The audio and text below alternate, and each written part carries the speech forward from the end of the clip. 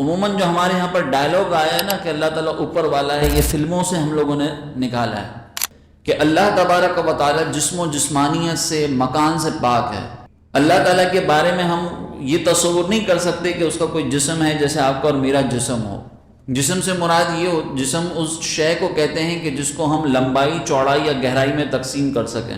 مثال کے طور پر ایک پتلا سا کاغذ ہے، آپ اس کو لمبائی اور چوڑائی میں تقسیم کر سکتے ہیں۔ اسی طریقے سے اگر ہم لکڑی کو ایک لے لیں، جو لکڑی کے پیسز ہوتے ہیں وہ لمبائی، چوڑائی اور گہرائی میں بھی تقسیم ہو سکتی ہے۔ ہمارے جسم کا بھی یہی حال ہے کہ لمبائی، چوڑائی اور گہرائی میں تقسیم ہو سکتا ہے۔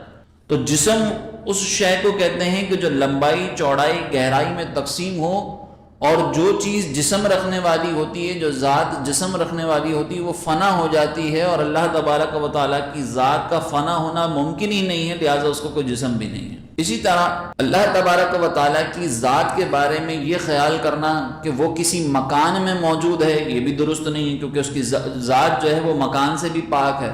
مکان سے مراد یہ کہ جہاں، جیسے ہم اس مکان کے اندر ہیں، یہ مسجد ایک مکان ہے، ویسے مکان جو ہے نا وہ جہاں پہ ہم بیٹھتے ہیں، جیسے مثال کے طور پر ابھی میرے لیے جو مکان ہے وہ یہ منبر ہے، کیونکہ یہاں پہ میں موجود ہوں۔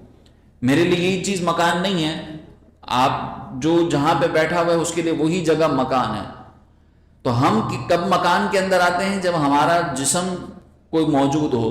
تو جسم، مکان اس بات کا تقاضا کرتا ہے کہ جو شے اس مکان میں موجود ہے وہ جسم رکھنے والی ہو۔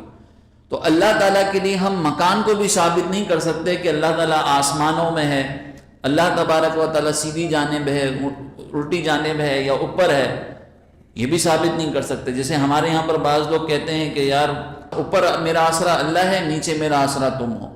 تو یہ اوپر میرا آسرا اللہ ہے یا اوپر والا کہنا، یہ اللہ تعالیٰ کے لیے الفاظ کا استعمال بالکل جائز نہیں ہے، کیونکہ جب آپ کہیں گے کہ اللہ اوپر ہے، آسمانوں میں ہے، تو اس کا نتیجہ یہ بنے گا کہ اللہ تعالیٰ کسی نہ کسی ڈائریکشن میں ہے، کسی نہ کسی جہت میں ہے، اور اللہ تبارک و تعالیٰ جب کسی ڈائریکشن اور جہت میں ہے تو وہ کسی مکان میں ہے، اور مکان میں ہے تو وہ جسم رکھتا ہے، جسم رکھتا ہے تو وہ معاذ اللہ فنا ہو سکتا ہے۔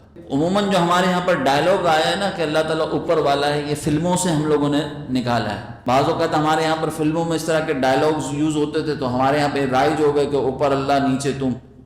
تو یہ جو سارے تصورات ہیں یہ درست نہیں ہے۔ ہاں، قرآن مجید کے اندر آپ دیکھیں گے کہ کچھ آیات ایسی ہیں کہ جس میں اللہ تبارک و تعالیٰ کے لیے لفظ ید استعمال ہوا، لفظ وجہ استعمال ہوا، ساق استعمال ہوا۔ ید کا مطلب ہوتا ہے ہاتھ، ٹھیک ہے، ساق کا مطلب ہوتا ہے پنڈلی، وجہ کا مطلب ہوتا ہے چہرہ۔ تو یہ جو الفاظ اللہ تبارک و تعالیٰ کے لیے استعمال کیے گئے ہیں، اس سے یہ والا ہاتھ مراد نہیں ہے جیسے آپ کا اور میرا ہاتھ ہے، یہ والا چہرہ مراد نہیں ہے جیسے ہمارا چہرہ ہے، بلکہ یہ آیات کہلاتی ہیں متشابہ ہے۔ متشابہ آیات کا مطلب یہ ہوتا ہے، دو طرح کی متشابہ آیات ہوتی ہیں کہ بعض کا تو ہم ترجمہ کر ہی نہیں سکتے، جیسے الف لام میم۔ آپ کوئی بھی قرآن مجید کی ترجمہ اٹھا کر دیکھ لیں، آپ کو الف لام میم کا ترجمہ نہیں ملے گا۔ کیوں؟ کیونکہ یہ وہ الفاظ ہیں کہ جس کے معنی اللہ اور اللہ کے بتانے سے نبی کریم علیہ السلام کو معلوم ہے۔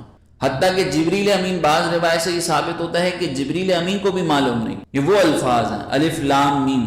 تو اسی طرح اب ہم دیکھیں کہ یہ وہ متشابہ آیات ہیں کہ جن کا ترجمہ نہیں کیا جا سکتا، اور کچھ متشابہ آیات وہ ہوتی ہیں کہ جن کا ترجمہ ہم اپنے عرف کے اعتبار سے اگر کریں گے تو ہمارا عقیدہ خراب ہو جائے گا۔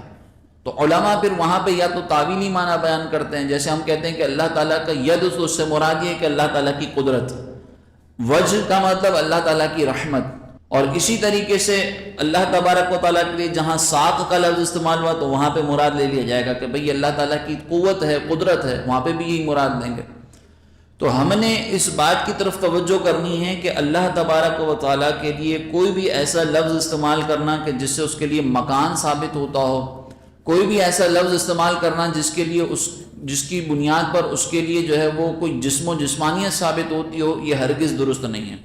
ہمارے یہاں پر عموماً ایک جملہ ہی کہہ دیا جاتا ہے کہ یار اب یہ تو اللہ تعالیٰ کے ہاتھ میں ہے نا، میں کیا کر سکتا ہوں، ہمارا کام نہیں ہوتا تو ہم جملہ کہہ دیتے ہیں یار یہ تو اللہ تعالیٰ کے ہاتھ میں ہے نا، اب ہم کیا کریں۔ تو اس جملے سے اجتناب کرنا بہت ضروری ہے کہ اللہ تعالیٰ کے لیے اگر ہم یہ کہیں گے کہ یہ تو اللہ کے ہاتھ میں ہے، تو وہ تصور پھر وہی بنے گا کہ اللہ تعالیٰ کے لیے معاذ اللہ ایسا ہاتھ ہے جیسے ہمارے۔ تو اب اس کے لیے آلٹرنیٹ جملہ کیا ہوگا؟ آلٹرنیٹ جملہ یہ کہ اللہ تعالیٰ کے دست قدرت میں، اللہ تعالیٰ کی قدرت میں، یہ تو اللہ تعالیٰ کی شان ہے، اللہ کی مرضی ہے، وہ ہم استعمال کریں۔ تو ہم نے جب اس طرح کے الفاظ استعمال کرنے میں جب ہم احتیاط کریں گے تو انشاءاللہ ہمارے عقائد کے معاملے کے سلسلے میں ہم بہت حفاظت میں رہیں گے۔ عموماً ہمارے یہاں پر اس طرح کی چیزیں نہ ڈسکس کی جاتی ہیں، نہ ہم اس پر ذکر نہ جو ہے وہ ہم اس کے اوپر سیکھنے کی کوشش کرتے ہیں، تو اس طرح کی غلطیاں ہوتی رہتی ہیں۔